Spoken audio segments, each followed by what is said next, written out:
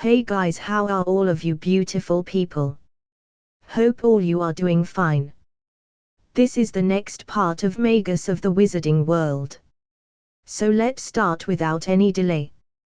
Chapter 101, 4th Year Shopping.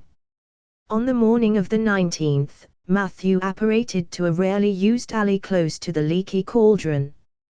His mastery of apparition is at a point where he can apparate with only causing a slight plop. Matthew's understanding of spatial magic also grew by leaps and bounds thanks to this new understanding, but also thanks to the many spatial magics he already learned, be it portal creation, space expansion, or apparition. Recently he even began to study his house trunk in order to understand pocket spaces and hopefully later pocket dimensions. There were the few things he needed to buy for his next year in Hogwarts, besides the books on his list like the standard books of Spell Grade 4 or the Great Book of Runes Volume 2, and the restock of his potion ingredients. He needed to buy new school robes since he already outgrew his last one. The growth of his magical energy reserves and the absorption of Voldemort Horcrux also affected his body and speed up its development. He became pretty tall for his age and was a few centimeters larger than his year mates. Probably the only one larger than him was a Slytherin cousin of Gregory Goyle, which name he didn't remember and probably was somehow related to a troll. Matthew could easily be mistaken for a small adult wizard. His relatively mature look helped with that impression. The leaky cauldron was full of students and their families since most of them decided to visit Diagon Alley today because of Lockhart's book signing. If it weren't for the canon events he would have chosen another day for his shopping, but he needed to make sure who acquired the diary and that he could locate it. A tracking charm would be of immense help. Once he pressed himself through the masses of people inside the cauldron, he headed for Madame Mackin's Robes for All Occasions, one of the best clothing stores in the alley. It was located on the north side of the alley. They had a stock of robes in every price class and served to all kinds of customers from every part of wizard society. As Matthew entered the small shop full of robes and different kinds of clothes, he directly was greeted by the owner. Madame Mackin was a squat, smiling witch who was dressed in mauve clothing. "Welcome, young man, how can I help you today?" she asked. "I need 5 new sets of school robes, 7 sets of everyday robes," requested Matthew politely. "Which kind of fabric do you want? And which house are you in?" questioned Madame Mackin as she began to take his measurements with a tape that moved on its own. "I am a Ravenclaw student. My preference would be the best fabric you have." "Don't worry, I can afford it," explained Matthew. After a while, he left the store with his new clothes stored in his old trunk that he still carried around as his portable inventory. Next, he headed back down the alley in direction of Slugs and Jigger's apothecary in order to restock his potion ingredients for this year. But as he passed Quality Quidditch Supplies, a store stocked with many Quidditch-related items such as quaffles, bludgers, broomsticks, and a Quidditch starter kit, the same store Harry saw his Nimbus 2000 for the first time, he heard someone call out to him. "Matthew!" yelled Cho as she approached him. "Oh, hi Cho, how are you? Did you enjoy your holidays?" asked Matthew, happy to meet one of his friends. "I'm fine. My holidays were nice, we visited our family in Nepal. But I am already happy to start school again," she explained while she began to blush at the last part as she looked at Matthew. "Ha, she is really a hardcore Ravenclaw. She seems to enjoy studying very much.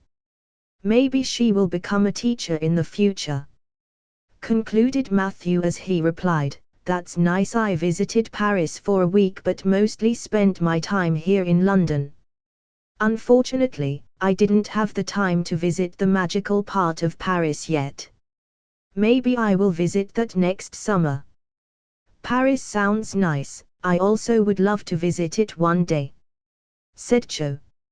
And are you excited for Hogsmeade this year?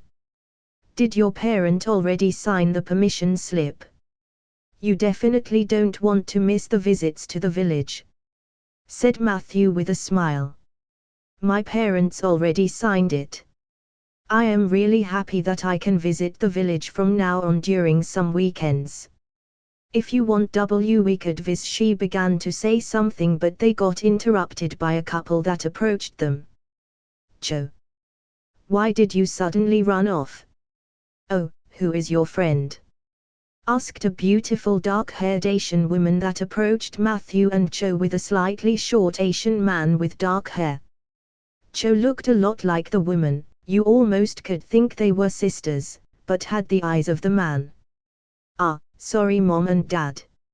I just saw my friend passing the store outside and wanted to greet him. This is Matthew Mason. He is a fellow Ravenclaw 1 year above me and helps me often with my schoolwork if I have any questions. Matthew, these are my parents. This is my mother Salmi and my father Mingji Chang. Introduced Cho to her parents.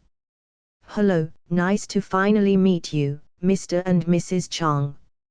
As Cho said, I am Matthew Mason, but please just call me Matthew. I have heard of you. My daughter often talks about you.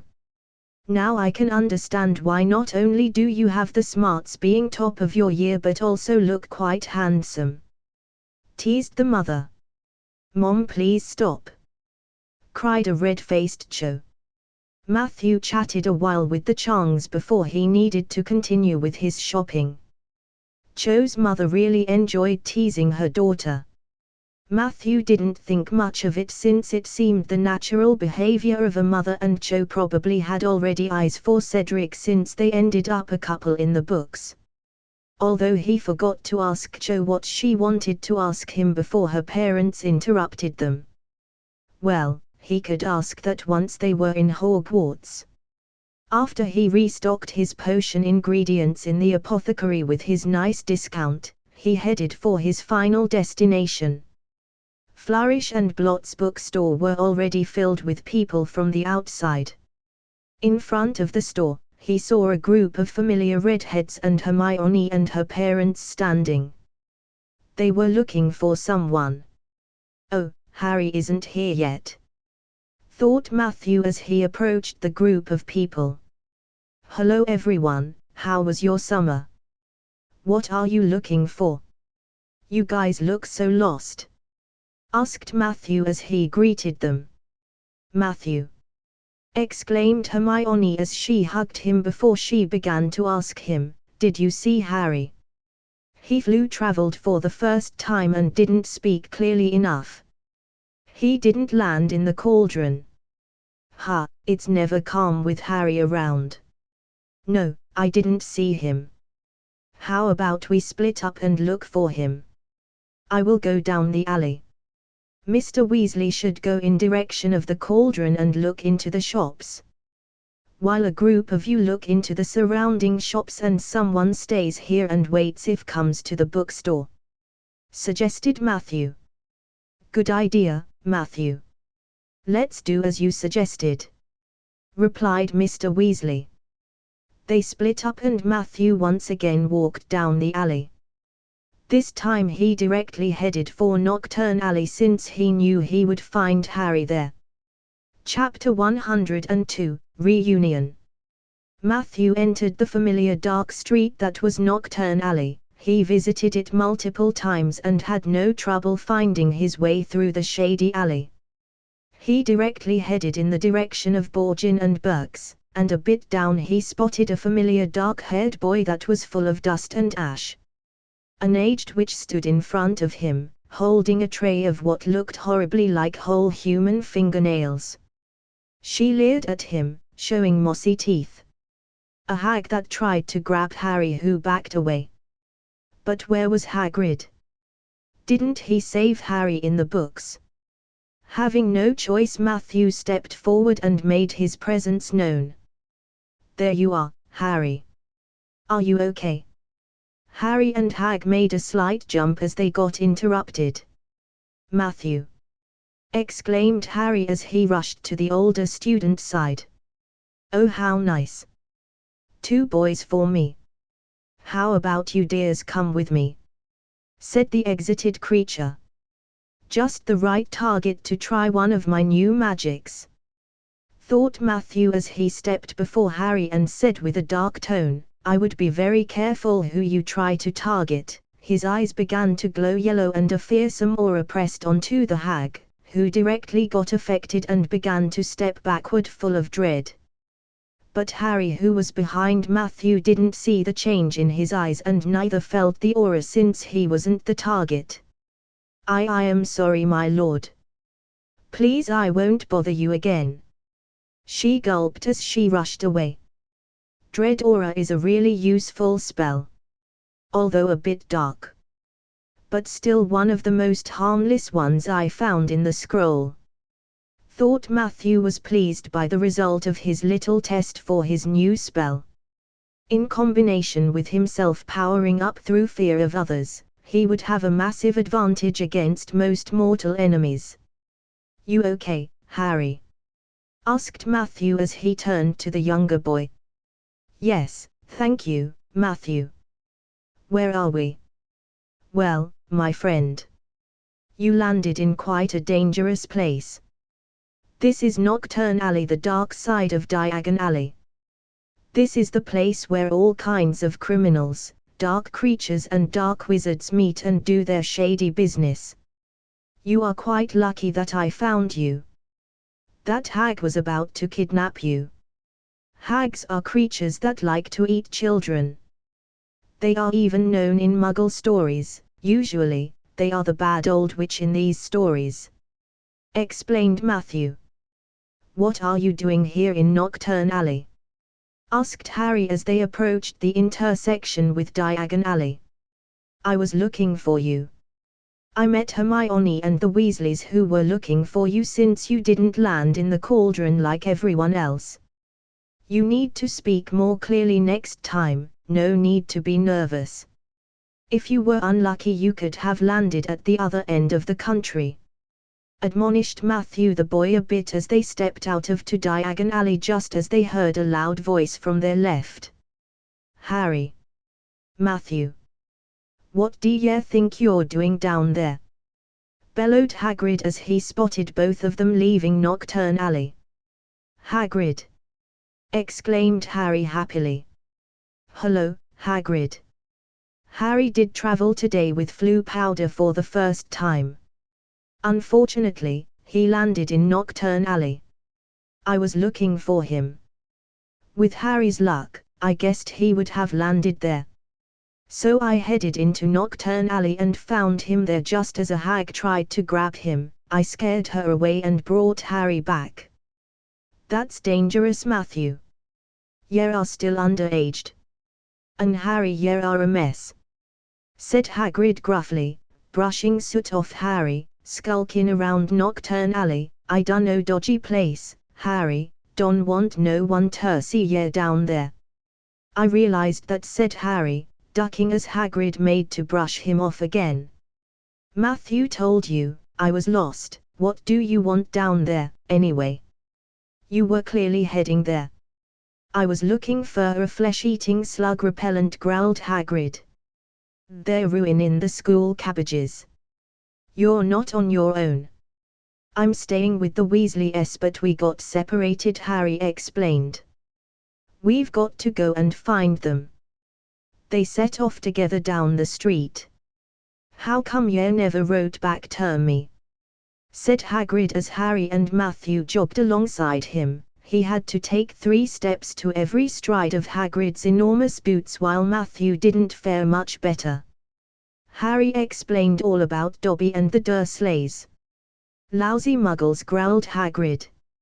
If I'd known. Not all non-magical S are bad. But the Dursleys are disgusting. My father forced them to treat Harry better. Commented Matthew. Harry. Matthew. Over here. Hermione Granger was standing at the top of the white flight of steps to Gringotts. She ran down to meet them, her bushy brown hair flying behind her. "Nice to see you, Harry." "Hello, Hagrid," greeted Hermione. "Both the newcomers, so Matthew found you. I am so glad. We were all worried.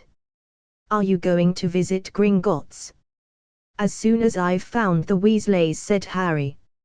"Yeah, won't have long to wait," Hagrid said with a grin. There was the rest of the Weasleys sprinting down the alley heading for them. "Harry," Mr. Weasley panted. "We hoped you'd only gone one grade too far." He mopped his glistening bald patch. "Molly's frantic, she's coming now." "Where did you come out?" Ron asked. "Nocturne Alley," said Hagrid grimly. "Excellent," said Fred and George together. "We've never been allowed in," said Ron enviously.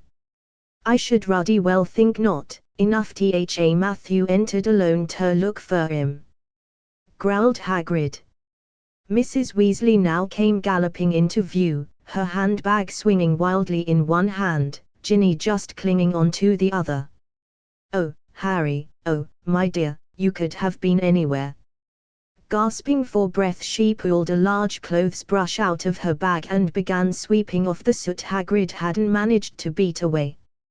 Mr. Weasley took Harry's glasses, gave them a tap of his wand, and returned them, good as new.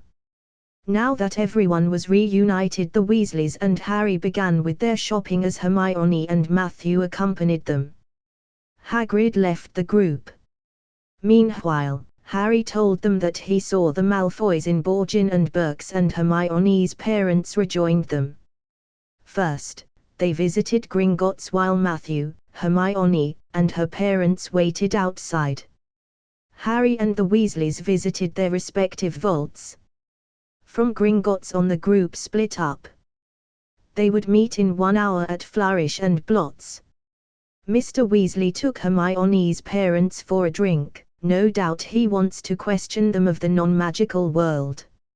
Matthew had no idea how someone, as interested as Mr. Weasley in the non-magical world, could be also so ignorant. Matthew joined Harry, Hermione, and Ron since he had almost completed his shopping besides the books and didn't want to miss Mr. Weasley's and Mr. Malfoy's fight. He after all planned to create a pensive for himself soon. Oh, right, and he also wants to confirm the diary's location. After 1 hour of the trio buying their school stuff, they headed with Matthew for the bookstore. They were by no means the only ones making their way to the bookshop. As they approached it, they saw to their surprise a large crowd jostling outside the doors, trying to get in. The reason for this was proclaimed by a large banner stretched across the upper windows. Gilderoy Lockhart will be signing copies of his autobiography, Magical Me. Today 12:30 to 4:30 p.m. Chapter 103, Lockhart. We can actually meet him. Hermione squealed. I mean, he's written almost the whole book list. Oh, boy, thought Matthew as he stared at the exited brown-haired girl. Hermione, are you for real? If you actually read his books you will realize that Lockhart is a fraud. I have no idea why Dumbledore invited him as our Dada teacher. Well, maybe he didn't have any other candidates, but you will learn nothing from him. But he wrote our book list, stammered the girl with shock in her eyes. While the two other boys already lost excitement for the next year. In one of his books, he stated that he wrestled with a werewolf, a creature that has a chance to infect you with its curse with only a scratch, and created the cure to lycanthropy. Trust me, if he created the cure for lycanthropy, he would be loaded. Potion masters are highly sought and have no problems making money. There is no need to scam his students by making them buy his second-rate fiction books. Preached an annoyed Matthew. just read the books, and you will realize it yourself. Just don't get blinded by his smile. He may have zero talent in magic, but as a con artist he is top-notch. But he wrote books, muttered the girl. You can't trust everything that is written in books. Especially here in the magical world. They don't have an actual review proceeding like the peer review the scientists have in the non-magical world. And even if there were, they still can publish their written work even if it is manipulated or paid by companies in their favor. You need to always question what you read. Find other sources, ask your teachers, confirm it yourself. There are many methods. But don't believe everything you read somewhere even if it's published in a seemingly trustworthy source. Explained Matthew, trying to make the three young students to use their brains while thinking about the experiences of his past life with the climate crisis. Okay, but I will still read his books. I will make myself an image of him, said Hermione while realizing one of her mistakes. The four students entered the store and found a crowd of people already inside. The crowd seemed to be made up mostly of witches around Mrs. Weasley's age. A harassed-looking wizard stood at the door, saying, calmly, "Please, ladies. Don't push, there, mind the books, now." They squeezed inside. A long line wound right to the back of the shop, where Gilderoy Lockhart was signing his books. They each grabbed a copy of their necessary school books and sneaked up the line to where the rest of the Weasleys were standing with Mr. and Mrs. Granger. "Oh, there you are, good," said Mrs. Weasley. She sounded breathless and kept patting her hair. "We'll be able to see him in a minute." Matthew had to roll his eyes at that comment, while the Golden Trio smirked at his reaction. Gilderoy Lockhart came slowly into view, seated at a table surrounded by large pictures of his own face, all winking and flashing dazzlingly white teeth at the crowd. The real Lockhart was wearing robes of forget-me-not blue that exactly matched his eyes. His pointed wizard's hat was set at a jaunty angle on his wavy hair. A short, irritable-looking man was dancing around taking photographs with a large black camera that emitted puffs of purple smoke with every blinding flash. "Out of the way, there," he snarled at Ron, moving back to get a better shot. "This is for the Daily Prophet." "Hey, be careful, just because you are a photographer of the Daily Prophet, no need to harass the students here. You even stepped on his foot," admonished Matthew the man as Ron rubbed his foot that he stepped on. Sorry boy," replied the man a bit flabbergasted. Gilderoy Lockhart heard him. He looked up. He saw Ron and Matthew, and then he saw Harry. He stared. Then he leaped to his feet and positively shouted, "It can't be Harry Potter." The crowd parted, whispering excitedly. Lockhart dived forward, seized Harry's arm, and pulled him to the front. But Matthew grabbed Lockhart's arm and stopped him right there. Thanks to his high fitness, he was as strong as an adult wizard and could hold him there. "And what exactly are you trying to do here?" asked Matthew as he stared at the Ponce with a threatening look. "I and young Harry here could make it on the front page together if we pose for a nice photo. So let me," explained the man with his annoying smile that gave Matthew the feeling he wanted to bash his face into the ground but restrained himself as he interrupted the explanation. "And that made you think you could just grab Harry and drag him in front of the ground? An underage wizard whose guardians are not present? That's child harassment. Do you have the permission of Harry or his guardians?"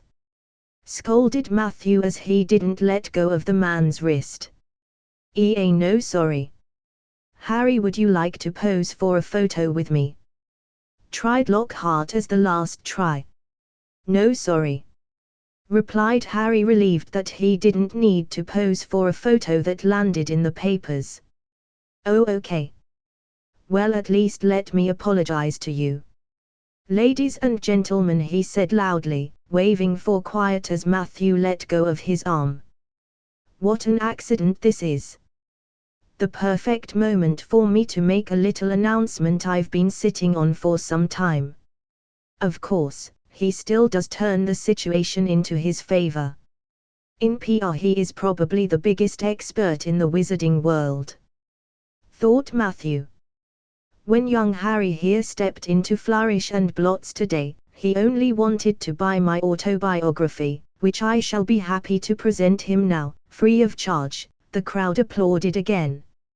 He had no idea, Lockhart continued, giving Harry a little shake that made his glasses slip to the end of his nose, that he would shortly be getting much, much more than my book, Magical Me. He and his schoolmates will, in fact, be getting the real Magical Me. Yes, ladies and gentlemen, I have great pleasure and pride in announcing that this September, I will be taking up the post of Defense Against the Dark Arts teacher at Hogwarts School of Witchcraft and Wizardry. The crowd cheered and clapped, and Harry found himself being presented with the entire works of Gilderoy Lockhart. He quickly left the limelight as Matthew followed him. "Thank you, Matthew," said Harry. "Don't worry about it. I can't stand the guy either way," replied Matthew as they reached Ginny standing there with her new cauldron. "You have these?" Harry mumbled to her, tipping the books into the cauldron. "I'll buy my own." "Bet you loved that, didn't you, Potter?" said Draco as he approached them. "After one idiot another follows directly." The moment of truth, mused Matthew. While Matthew was in his thoughts, the whole situation escalated further and Malfoy's father and Mr. Weasley joined them. Well, Arthur Weasley. It was Mr. Malfoy. He stood with his hand on Draco's shoulder, sneering in just the same way. "Lucius," said Mr. Weasley, nodding coldly. "Busy time at the Ministry, I hear," said Mr. Malfoy. "All those raids. I hope they're paying you overtime." As he reached into Ginny's cauldron and mocked her books. "We have a very different idea of what disgraces the name of wizard," Malfoy replied Mr. Weasley after Lucius called him a disgrace. "Clearly," said Mr. Malfoy, his pale eyes straying to Mr. and Mrs. Granger and Matthew, who were watching apprehensively while Matthew just stared back, bored by Lucius's insults. "The company you keep, Weasley, and I thought your family could sink no lower." And at this moment 2 adult wizards began fighting with their fists. They only were pulled apart as Hagrid arrived. Matthew kept watch of the whole situation and kept Ginny's books in his eyes the whole time. During the exchange, Lucius pulled an old black book out of his robes while everyone was distracted by their fight. "Here, girl, take your book, it's the best your father can give you." Pulling himself out of Hagrid's grip, he beckoned to Draco and swept from the shop. Chapter 104, Take Off. Once the Malfoys left, Hagrid also parted ways with the group once again. Once everyone bought their school books, they left the store and headed for the Leaky Cauldron. The Weasleys and Harry left using the Floo connection inside the pub. This time Harry said his target loud and clear, although you could see that he wasn't a fan of this kind of wizarding travel. In the end, he successfully returned to the burrow together with the Weasleys. "I should also take my leave, I still have a bit to walk home." "It was nice to see you again, Mrs. and Mr. Granger." "See you on the train, Hermione," said Matthew as he wanted to leave the wizarding pub to travel home. "It was nice to meet you too, Matthew. And please call me Dan," said Hermione's father. "Maybe we can drop you off." "Where do you live?" "My family home is in Bloomsbury." "You don't need to take me with you.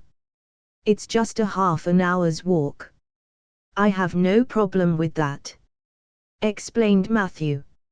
It's no problem, dear. We have to drive through Bloomsbury either way. A 5-minute detour to drop you off is no problem for us. And call me Emma," replied Hermione's mother with determination while her husband and daughter just chuckled. "Are you sure?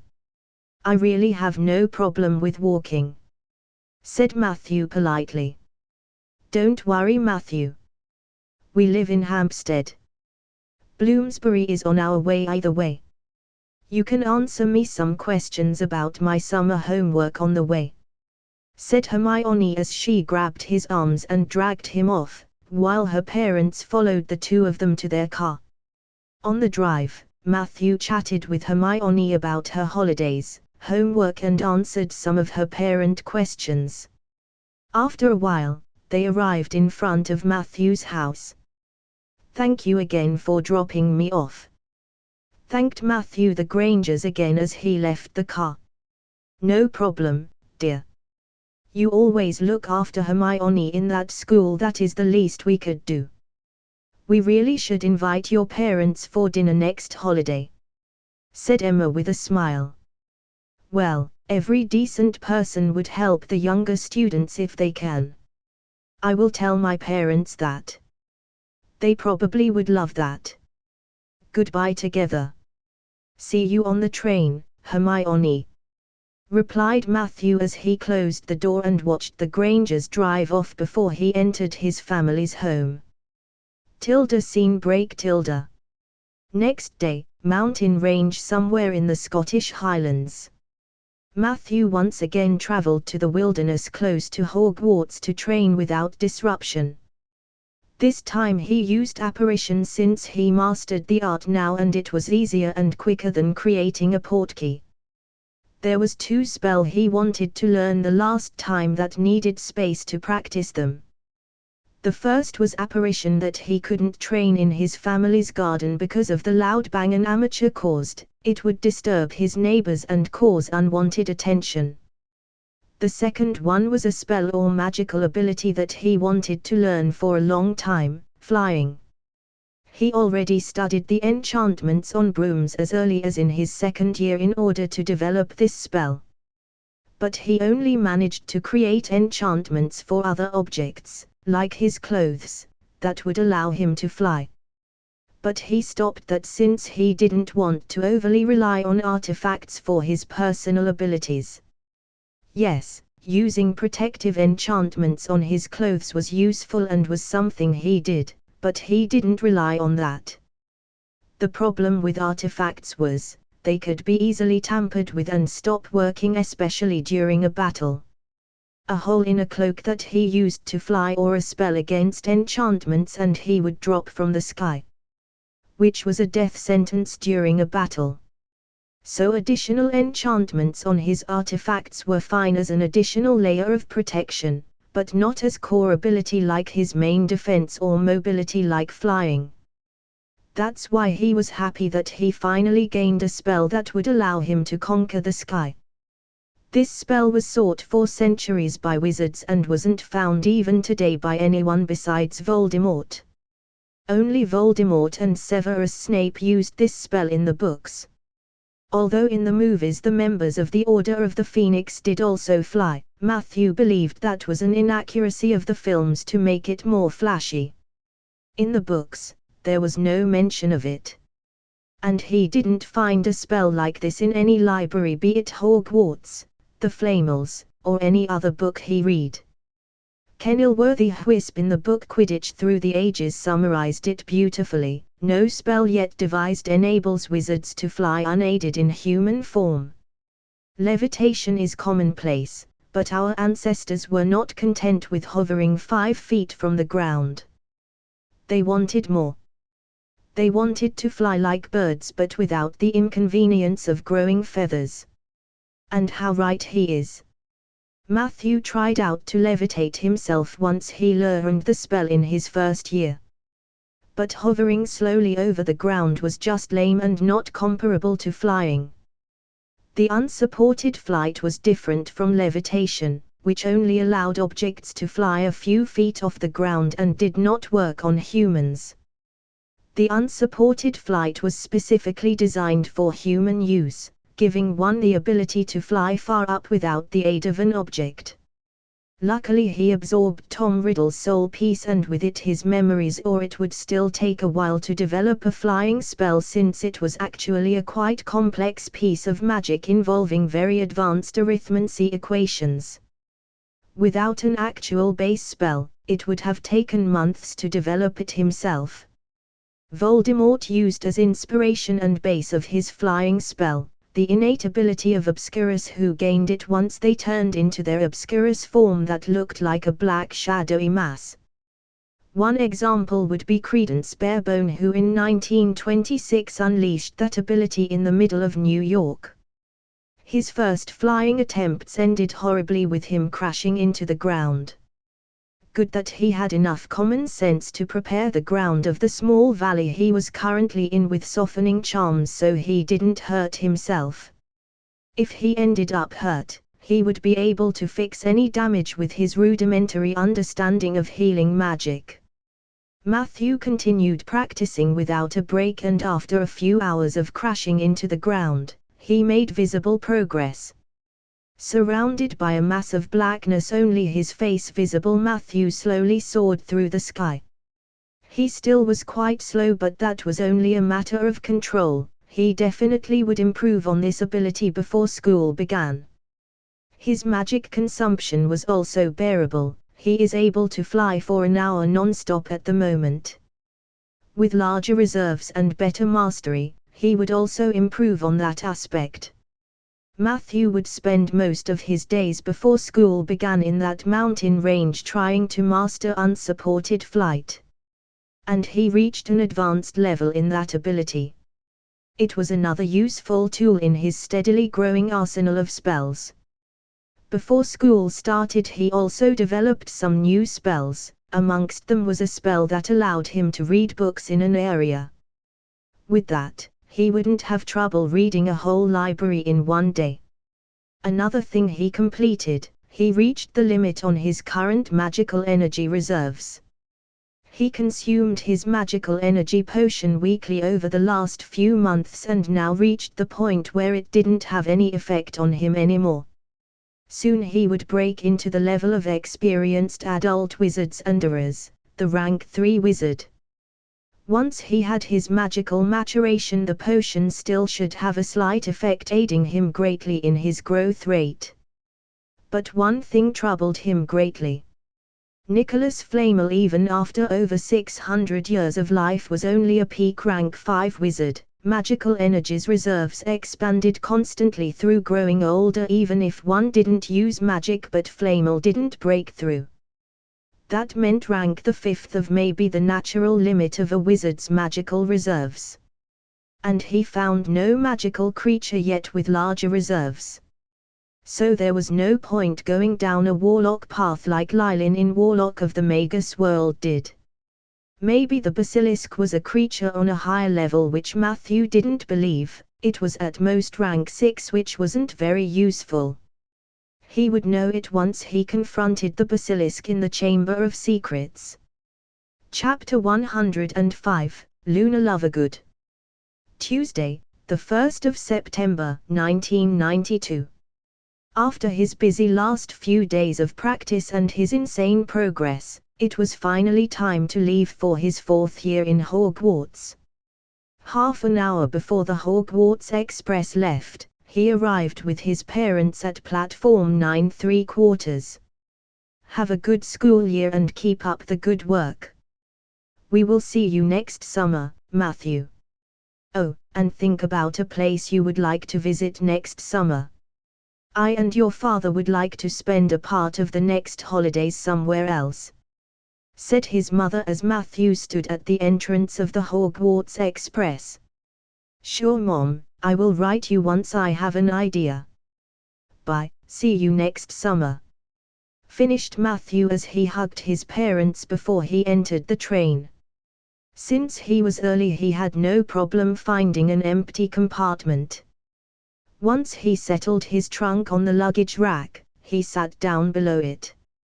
He was a bit nervous about this year and had an unsettling feeling in his gut.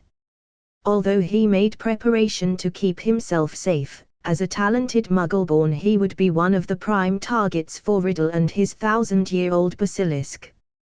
And his experience told him no matter how he wanted to keep the timeline intact, there was a good chance that things would spiral out of his control or expectations. This time he prepared himself for as many eventualities as he could think of. For once he prepared multiple specially enchanted glasses with the purpose of protecting himself from the deadly gaze of the basilisk. According to his calculations, they should be able to block the gaze of the basilisk completely. Glasses alone would save him from death and only petrify him. With his enchantments he could fight it. He had normal glasses but also aviator goggles in case he was sure he would have to fight the basilisk. Normal glasses could after all drop to the ground easily during a fight. He already wore glasses, so the other students wouldn't wonder too much why he suddenly wore glasses once the basilisk attacks started.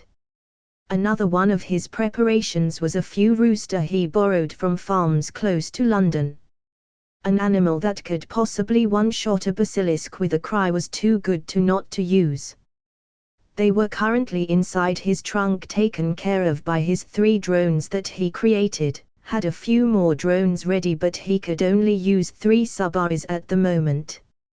Additionally, he designed a collection of spells with the purpose of fighting large and magic-resistant animals. And a shield charm to block the death gaze of basilisk as an additional layer of protection, and if he needed to protect others. Healing potions, mandrake restorative drafts, and more were ready in his trunk. His drones had subroutines to revive him if he ever was petrified, even through his protections. All these careful preparations, and he still felt nervous, but there was nothing Matthew could do. Probably I am just overthinking and there is nothing to it. My clash with Nightmare made me probably just nervous, thought Matthew. 5 minutes before the train started he felt Harry arrive at the station through the tracking charms on his glasses. The Weasleys were as late as every year. The moment he felt that Harry passed through the barrier between platforms 9 and 10, Matthew was able to breathe out. At least that worked as planned, and Dobby kept his word. As the Weasleys with Harry in tow rushed to the train, the door to Matthew's department opened. A small girl with waist-length, straggly, dirty blonde hair, protuberant silvery eyes, and faint eyebrows stood in the entrance. She had a distant, dreamy look in her eyes. Around her neck was a butterbeer cork necklace that added to the aura of distinct dottiness she naturally exudes. She had a large baby blue-colored trunk with her. Luna. Oh damn, why didn't I think of it? I could have saved the life of her mother. She died somewhere before last school year. Well, maybe I could have saved her, a bit hard since I didn't know the exact date of the accident, but I could have warned Padora. Realized Matthew as he stared at the small girl that looked a bit like a small bunny. Hello, how can I help you? Asked Matthew with a friendly smile. Strange, muttered Luna as she inspected him with a stare. What is strange? Wondered Matthew as he was unsure what to make of her. In the books she was described as a quite particular person who believed in creatures that no one has ever seen, but here she was and acted in a way she never did in the books.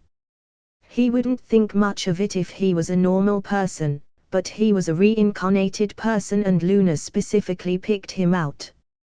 There are no Raxperts, Nargles, or anything around you. That is extremely strange, she explained matter-of-factly while she stared at him as he were a giant mystery. Okay, isn't that normal? I never heard of them before. But first, let me introduce myself. I am Matthew Mason, a 4th-year Ravenclaw student. Do you want to join me in my compartment? He asked, since Luna had just become an interesting person for himself. I am Luna Lovergood.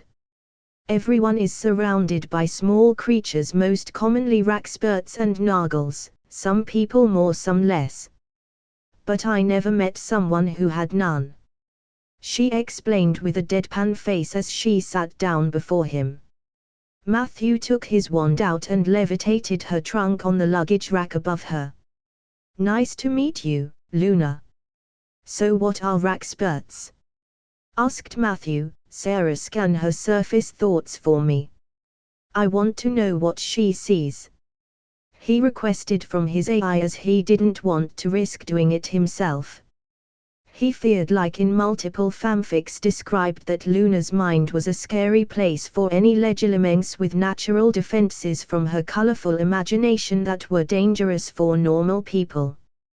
But Sarah's logical algorithms should be able to bypass that. And the results of the mind probe were fascinating. Luna's view of the world was quite beautiful and fascinating. She seemed to have an innate ability like Parselmouth or Metamorph Magi related to her sight. People were for her surrounded by a mix of colorful particles that allowed her to predict how a person was acting.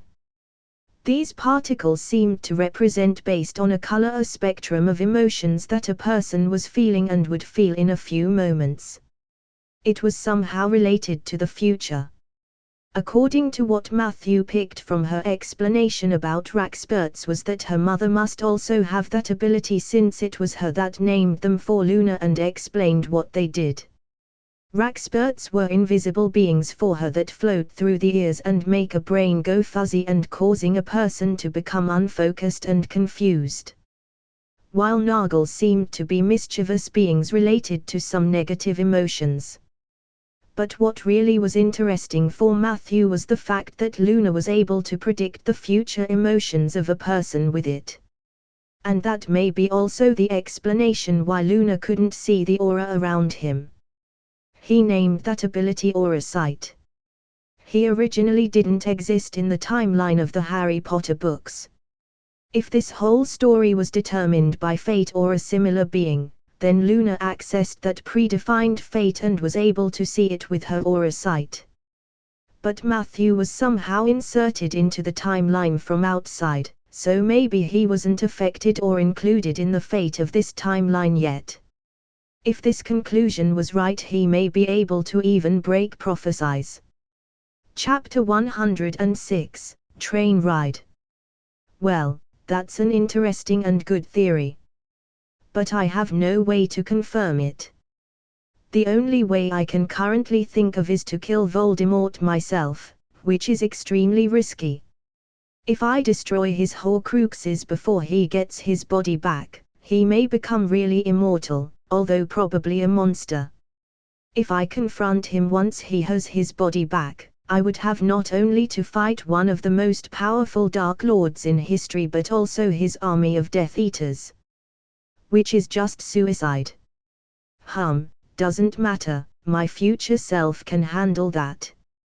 While Matthew was deeply in thought pondering the meaning of Luna's ability and his own existence, the door to his compartment opened again.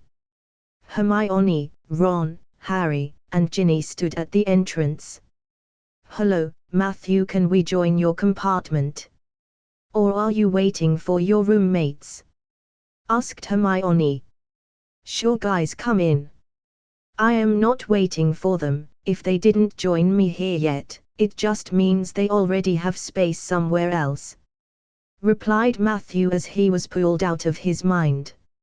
Matthew and Luna, who currently had a copy of the Quibbler in her hands, notably it was upside down, she must have pulled it out while he was deeply in his thoughts, watched as the four newcomers stowed their trunks and Hedwig's cage in the luggage rack. Good that I sent Morgana already to Hogwarts this morning. I wouldn't want her to travel in the small space inside the Hogwarts Express. Only now did they realize that someone unknown was also in the compartment, well unknown to Harry and Hermione. Oh, Luna, you are also here. That is Luna Lovegood. She is a good friend of mine. She lives close to the burrow in a rook-like house just over the hill close to the village of Otter St. Catchpole in Devon. greeted Ginny, happy that she met her childhood friend as she introduced her.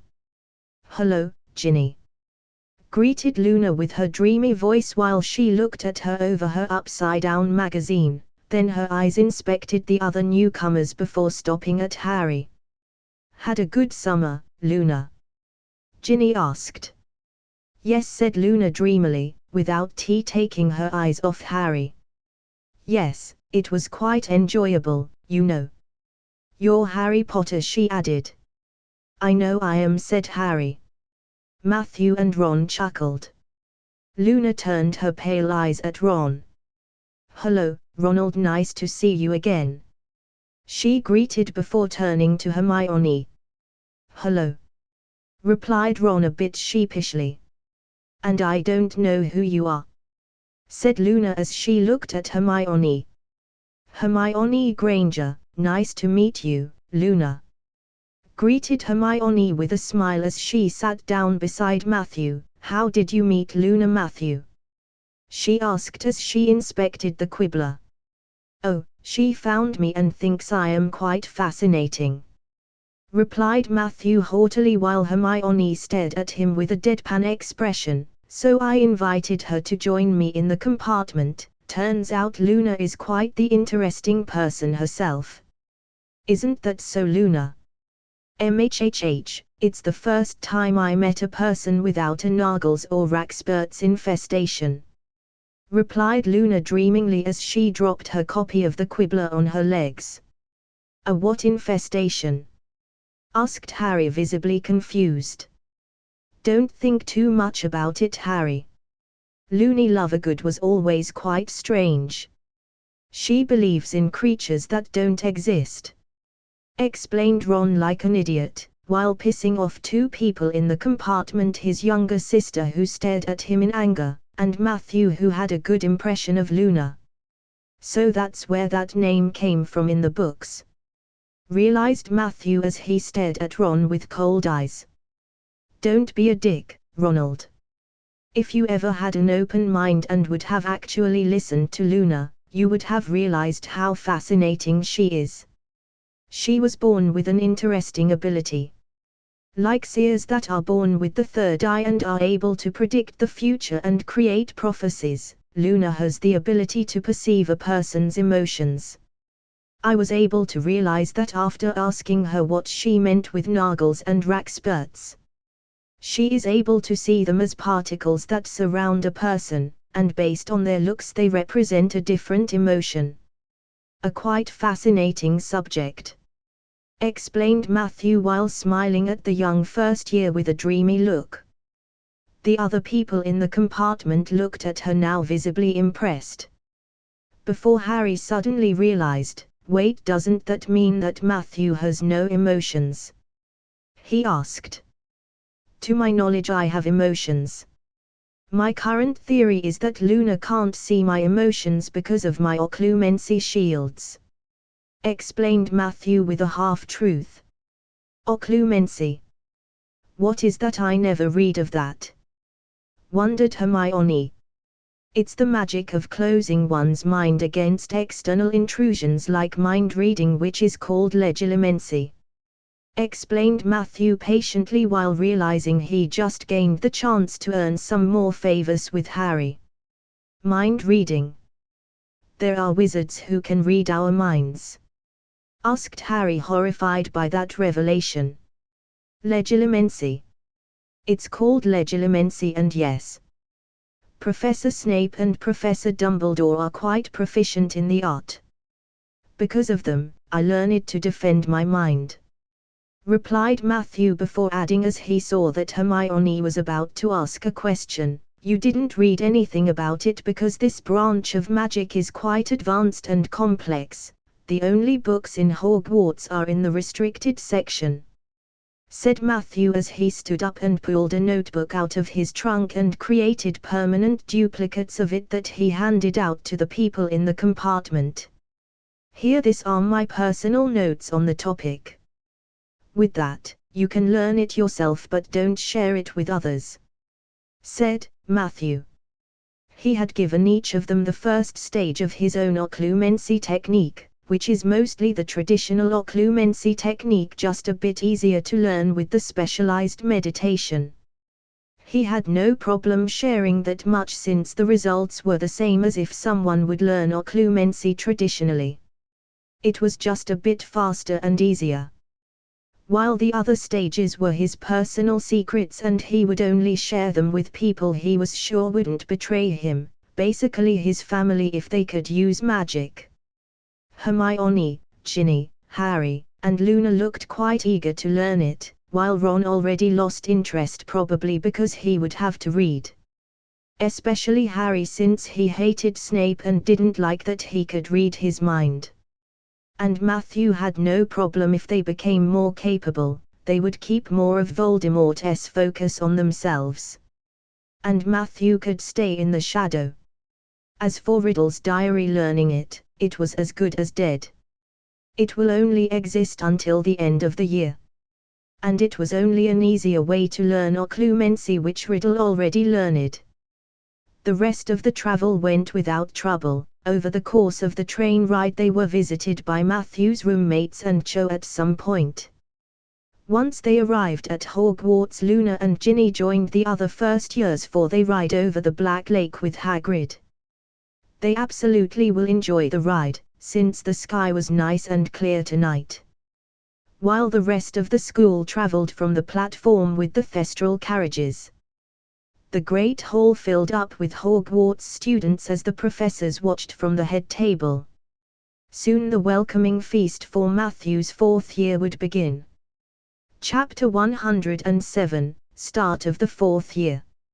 After the older students settled in the Great Hall, Professor McGonagall arrived with the new first-year students not much later. The new students were tiny from Matthew's perspective. All of them were awed by the sight of the Great Hall and the ancient castle. You could see the glimmer of exploration in their eyes. At the same time, they were unsure and scared of how they would be sorted into their new houses. The sorting ceremony was like every year. The Hat started with its impressive vocal prowess. Once he finished, Professor McGonagall began to call out the new students in alphabetical order so they could get sorted to their houses.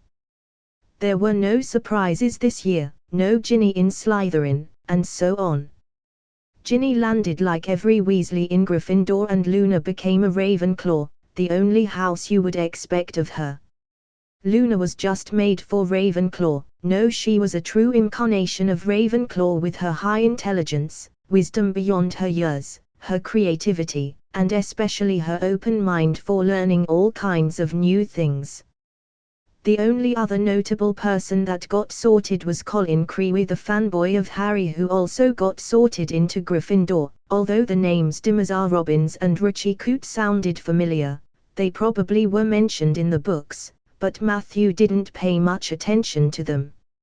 Rather, he was focused on the new Ravenclaw first years. To be precise, how they already began to distance themselves from Luna after exchanging only a few words. It made Matthew frown how narrow-minded Wizarding Society was, although it was a bit understandable since Luna was a bit of a special case because of her abilities and genius intellect. I know I shouldn't care about it, but Luna's treatment by the other student was always a sore spot for me when I read the Harry Potter books as a child. But I have the knowledge and power to change it for the better. Why not use it? I already made changes to canon, so being Luna's friend wouldn't hurt. I absolutely won't tolerate any bullying in Ravenclaw. After all, our house should be unified, or was that talk about being a family only for show? Decided Matthew. The rest of the welcoming feast wasn't really noteworthy. Matthew spent most of his time chatting with his roommates about their summers while enjoying the tasty food of the feast. Like every year, the house elves were surpassing themselves, although the food was a bit conservative. Maybe I should gift the elves a few international cookbooks this year, mused Matthew as he enjoyed his food. After finishing their meal, including desserts, the plates vanished and Headmaster Dumbledore began with his traditional speech of staying out of the forest, no magic in the corridors, and the rest of the rules Filch the caretaker wants that the students usually ignored. Once they finished the school song, the students led by their prefects left for their common rooms.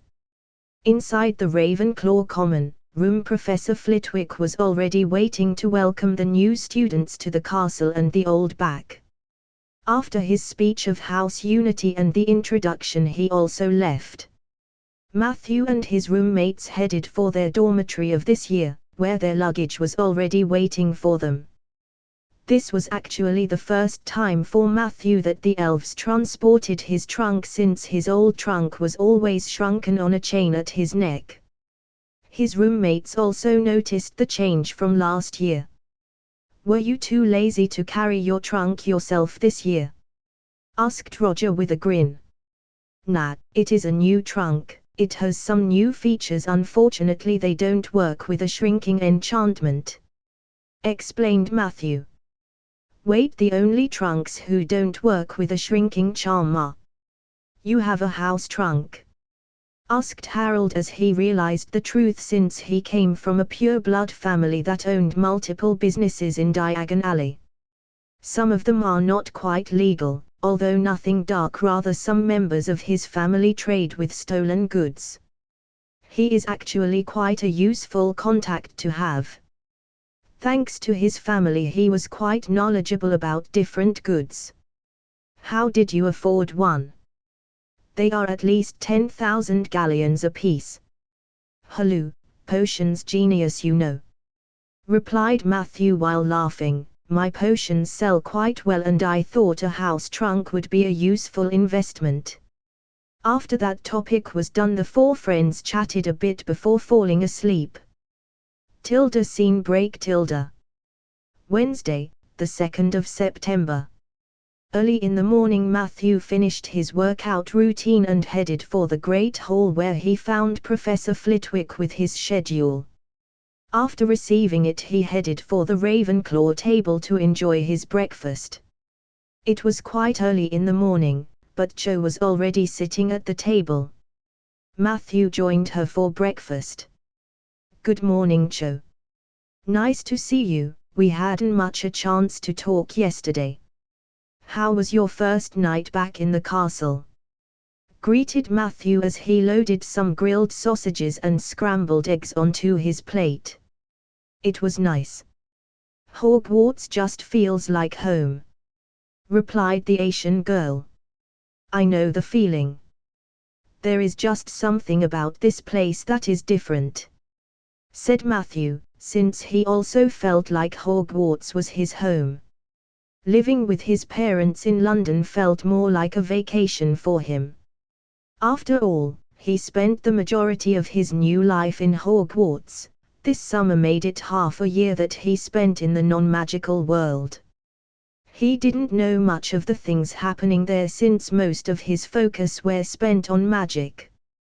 The only topic he was informed of was science, since it was useful for his magic research. The rest he knew enough from his past life.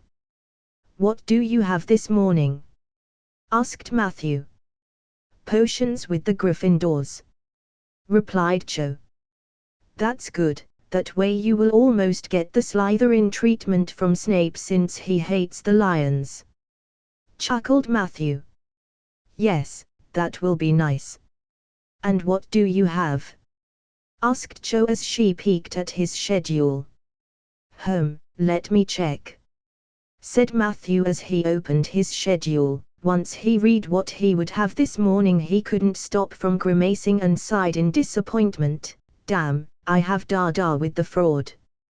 Just what I needed to start this year." "Fraud?" asked Cho, a bit confused. "Well, Lockhart is in my opinion a fraud. The stuff he wrote in his books is total bullshit. Although the deeds somehow happened, how he described them in his books isn't possible. There is no way he could have wrestled with a werewolf or any of the other stuff he wrote.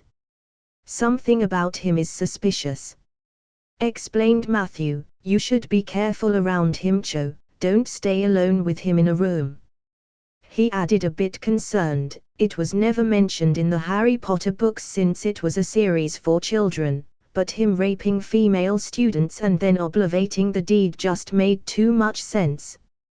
Don't worry, I won't. But thank you for your concern. Smiled the girl. I also don't like him too much makeup for an actual expert in defense. Ha ha ha, true. Laughed Matthew as he was actually impressed that she didn't get blinded by the Ponce's charm. The rest of the breakfast they spent idly chatting with each other. After a while, the rest of their friends joined them at their table. After breakfast Matthew left with his roommates for the Dada classroom and their first wasted lessons of the year. Chapter 108, Dada with Gilderoy Lockhart. Once Matthew, Roger, Harold, and Blake reached Lockhart's Dada classroom, Matthew immediately led them 4 seats in the last row under the baffled look of his friends. Usually, they sat in the first row because they were Ravenclaw, so this was a bit of a shock for them.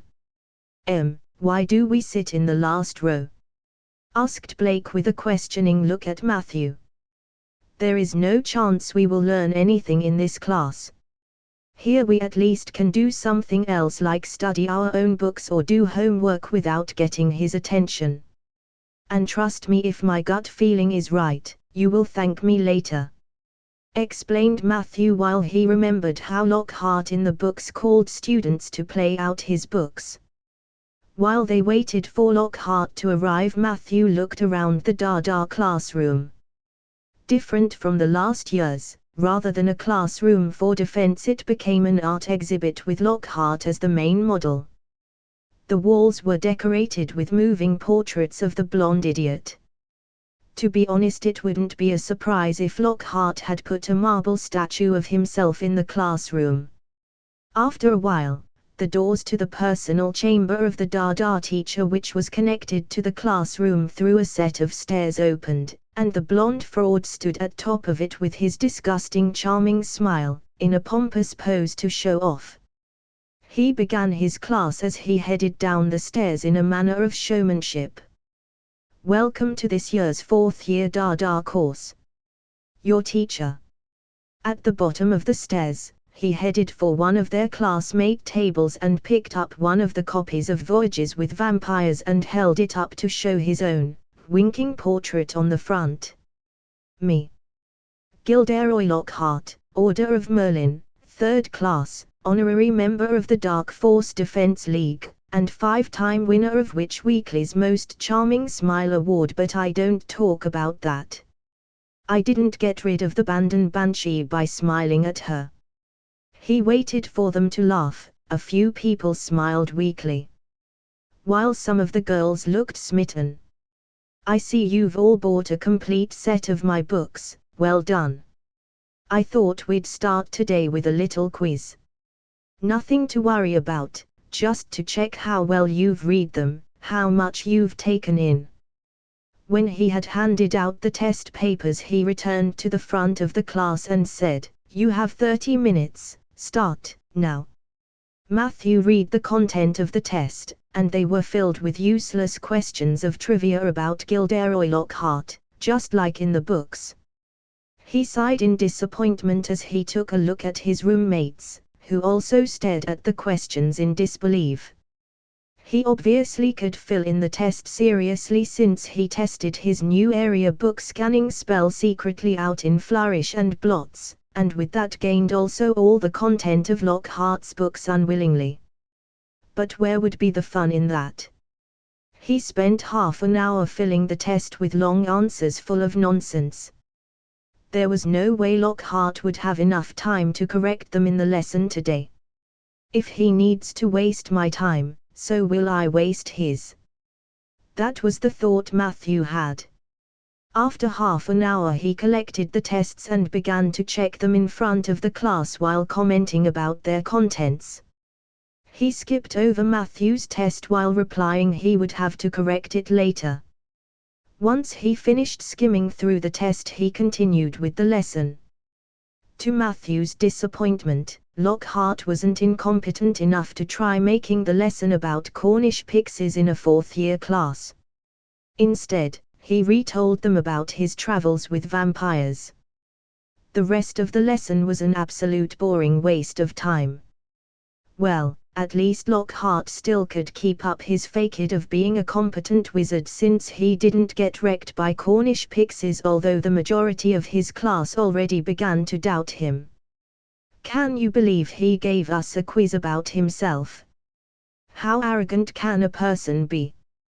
complained Harold on their way to lunch. Why, Matthew listened to the discussion of his friends with a face that said, "I told you so." Scene break. Well, Lockhart could keep his dignity until his second lesson. In Harry's class he used the pixies for his lesson and got trashed by them. This was just the excuse Matthew waited for. After his classes in the afternoon, he headed for Professor Flitwick's office and knocked on the door. "Come in," came a voice from the inside after a few moments, and Matthew opened the door.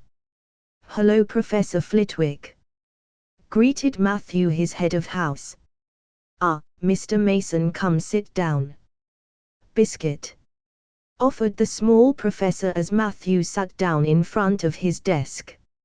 "No thank you, sir." "So, what can I do for you today?" asked the professor with his squeaky voice. "I would like to have the permission to engage in self-study instead of attending Dada lessons this year. We both know there will be nothing for any student to learn since Lockhart is obviously a fraud," explained Matthew. "I see," replied Flitwick while thinking about the request. "I understand where you are coming from. Lockhart is a very controversial choice even among the professors, but it was a lack of better options that allowed him to become the new Dada teacher, or rather he was the only candidate this year. If it were my decision I would permit your request, since you are an outstanding student and I have no doubt you would use the time wisely. Unfortunately only the headmaster can make that decision according to official school regulations. Let me quickly write a letter with a recommendation from myself. And then you can ask him yourself."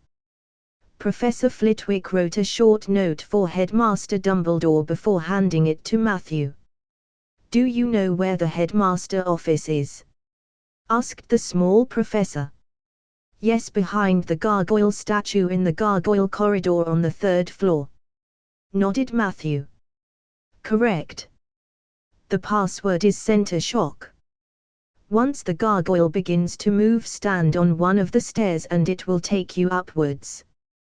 "Good day to you, Mr. Mason. I hope the headmaster will grant your request," explained Professor Flitwick as he led Matthew out of his office.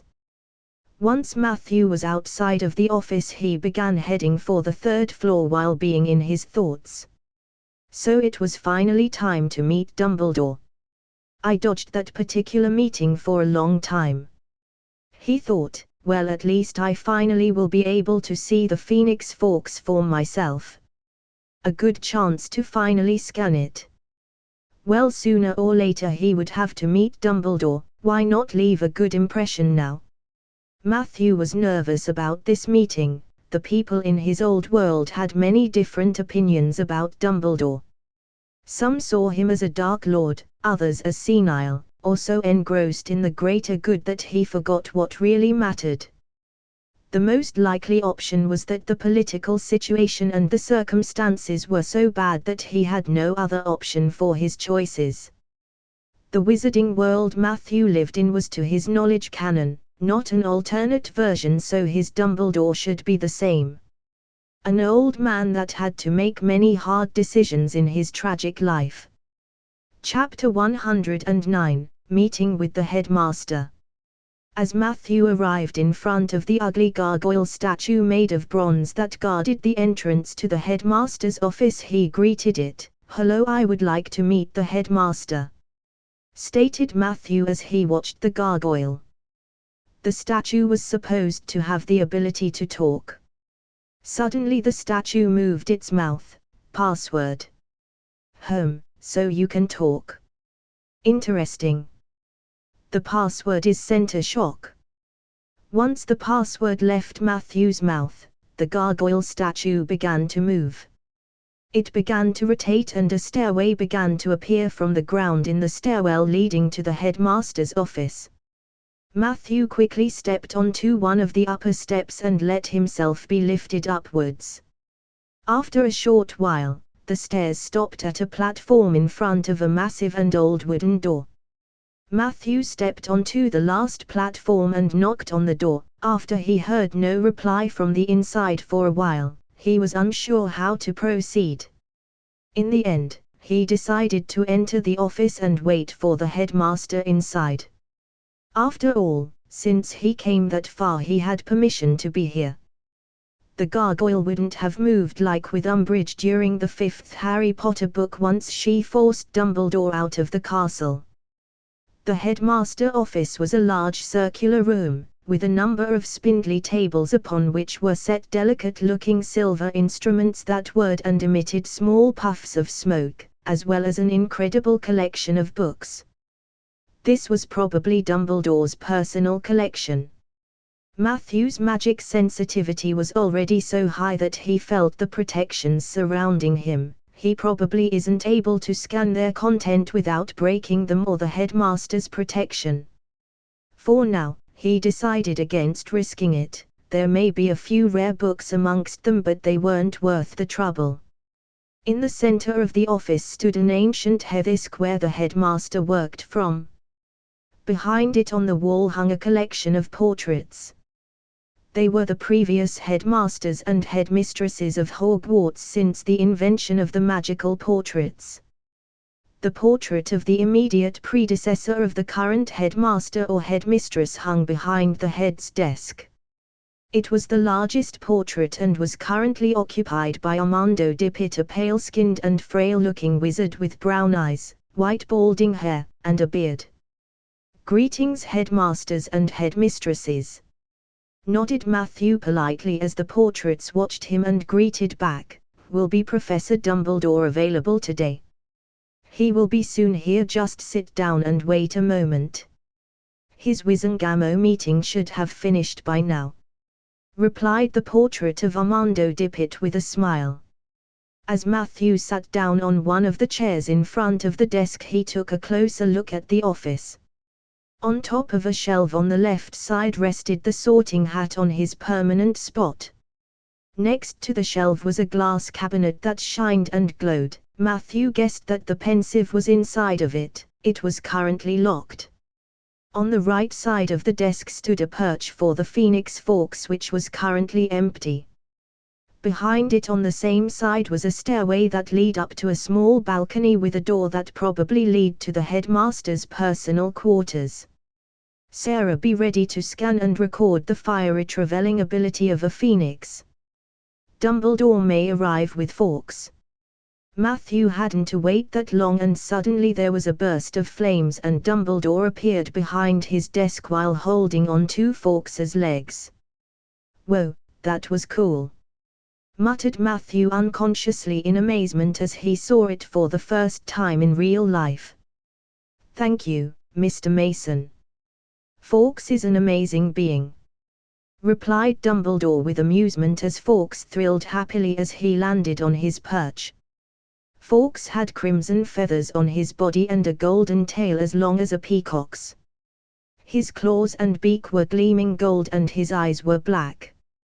Today was definitely no burning day, and Matthew was lucky enough to witness the bird in its full beauty. Hello, Professor Dumbledore. And nice to meet you, Fawkes," greeted Matthew, a bit embarrassed. Fawkes replied with a happy thrill of his beautiful voice as he nodded at Matthew with an amused gleam in his eyes. "So how can I help you today, Mr. Mason? I believe this is the first time we talk privately," asked Dumbledore as he also settled down behind his desk. "Yes, Professor. My request is actually pretty simple. I would like to take up my right for self-study instead of attending Dada lessons." My reasoning is that I don't feel that Professor Lockhart is actually qualified to teach a class. No disrespect to your choice in teachers. I understand that the position of the Dada professor is hard to fill with the teacher leaving willingly or unwillingly every year. I even have a recommendation from Professor Flitwick," explained Matthew, coming straight to the point as he handed over the note from his house head.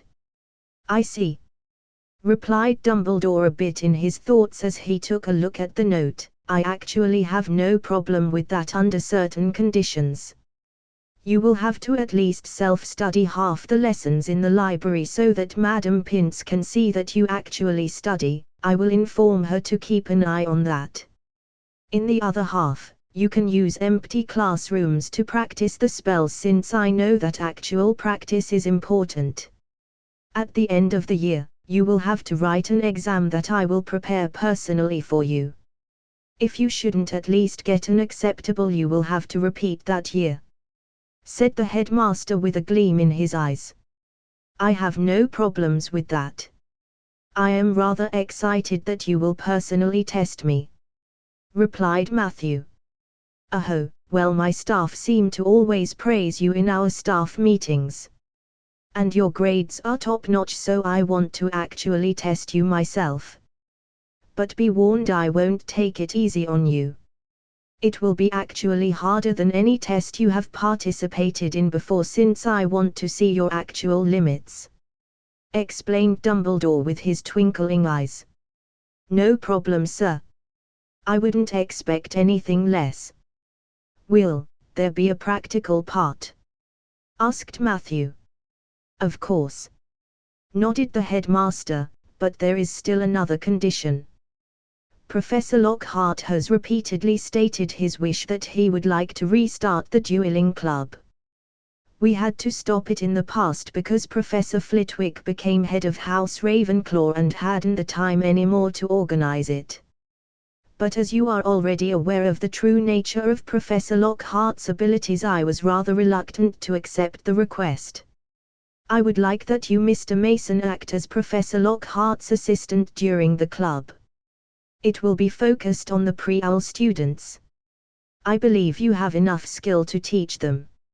"Oh yes, please, I mean I have no problem with that condition." "When would the club begin?" asked Matthew, controlling his excitement that he can legally beat up the idiot during a duel. "It will still take a while, since there would be a lot of paperwork I have to complete with the Department of Magical Education. The earliest would be in December," answered Dumbledore while being visibly amused. "Yes, no problem, Professor. Then thank you for your permission. I have no problem with your condition. I will spend my Friday Dada time in the library, while on Tuesdays I will use an empty classroom to practice my spells. Have a nice evening, Professor," finished Matthew as he left the office. "You too, Mr. Mason," came the reply as Fawkes thrilled a goodbye. Chapter 110, Sorting the Room of Hidden Things. "Damn, I can beat the shit out of Lockhart. Even on the dueling stage in front of the whole school. That's fucking amazing," cheered Matthew. He even jumped a few times, since the corridors were currently empty and most students were already in their common rooms. The meeting with Dumbledore went better than he expected. He actually expected he would have to force the matter in some way by blackmailing the old man. Maybe I should have tried the same with History of Magic, pondered Matthew as he headed to the 7th floor. Better not to try my luck. He arrived at the wall opposite the tapestry depicting the attempt of Barnabas the Barmy to teach trolls ballet, where the secret entrance to the Room of Requirements was located. One of the reasons he created his Magitech drones was that they could serve as his menial workforce, besides completing risky tasks for him. And that's the reason why he was here today. The last target of his first day back in Hogwarts was the Room of Hidden Things, a room that contained centuries of resources, artifacts, books, and treasures. But unfortunately a lot of junk. It would take months to properly sort through it, an amount of time Matthew didn't want to waste himself. And during the whole time, the room would be unavailable for usage. Good that he already had a house trunk with protections and privacy charms set up by default in addition to his own. It was the reason he got a house trunk already, even though he was still required to attend Hogwarts without the ability to travel by himself legally. He also emptied the content of his original expanded trunk into it.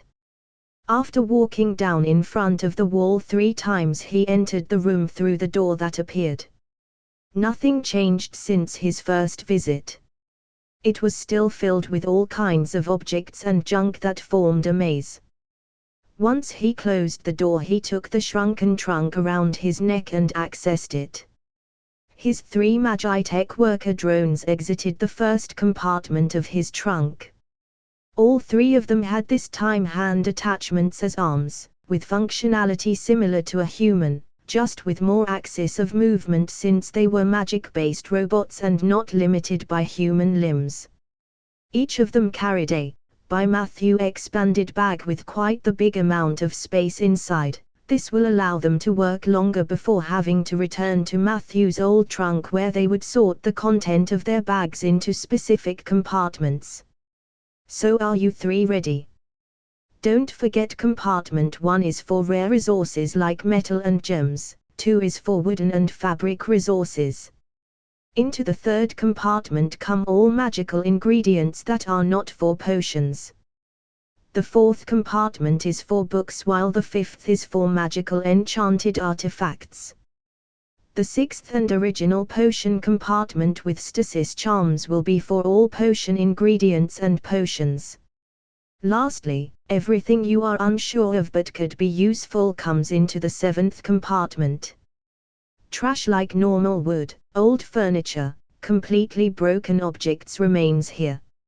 Although I still want the unreadable books, maybe I will find a way in the future to restore them. Explained as he watched his 3 drones analyzing his commands. Beep. Confirming orders.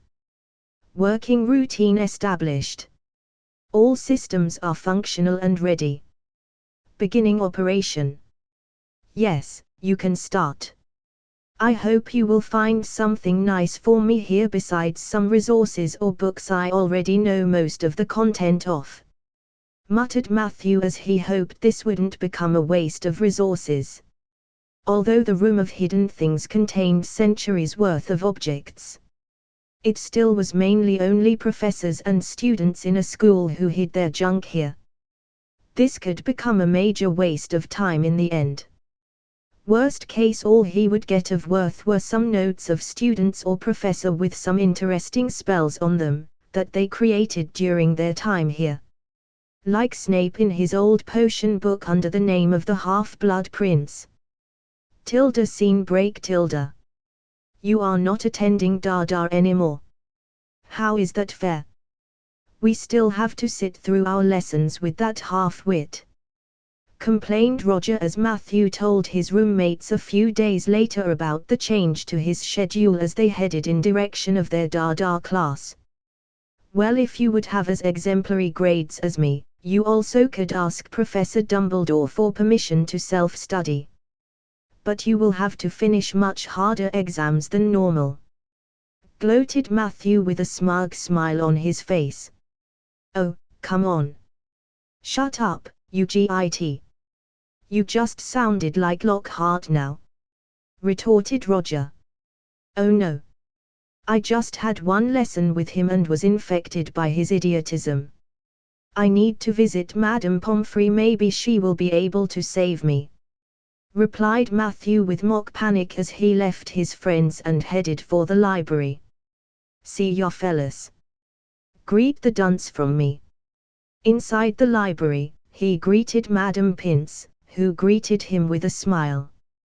After all, Matthew was one of the few students she liked since he always treated the books in the library with respect and had a great love for knowledge. There was very few students she liked, and they were mostly were Ravenclaw students. Once he sat down, he took out some of his notes and began to work on them. There were multiple projects he was currently working on.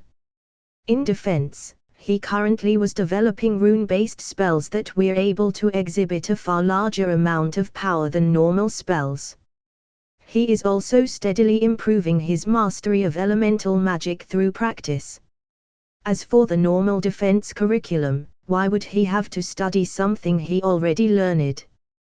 He was able to cast all the required spells silently, wandlessly, and without wand movements. What was there more to do? He was rather more interested in exploring more exotic pieces of magic. He probably could already complete the exams for his magical education without standings. But why should he rush it? There were still so many opportunities for him in the next few years here. And he had the feeling once he stepped into the bigger world that things would become chaotic.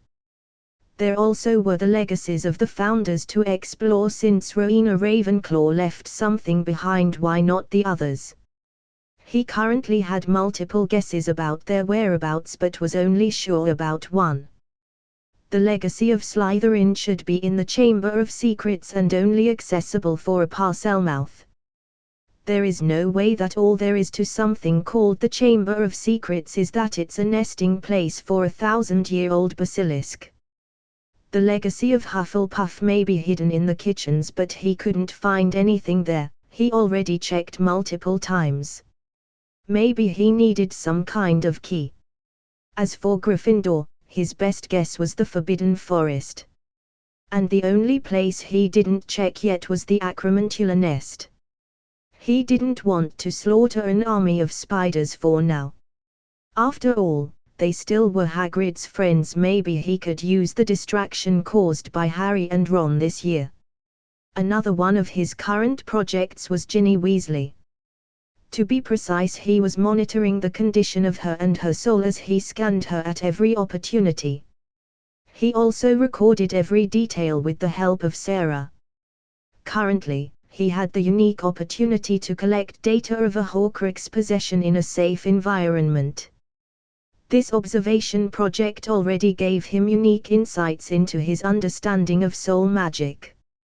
He also practiced continuously his soul control with his occlumency. He was very close to mastery and a major change in understanding of his own soul. It would only take a few weeks until he completed it. That's it, guys. Hope you like the video. Like, share and subscribe the channel. Also tell me in the comments what you want to see next and if you have any recommendations.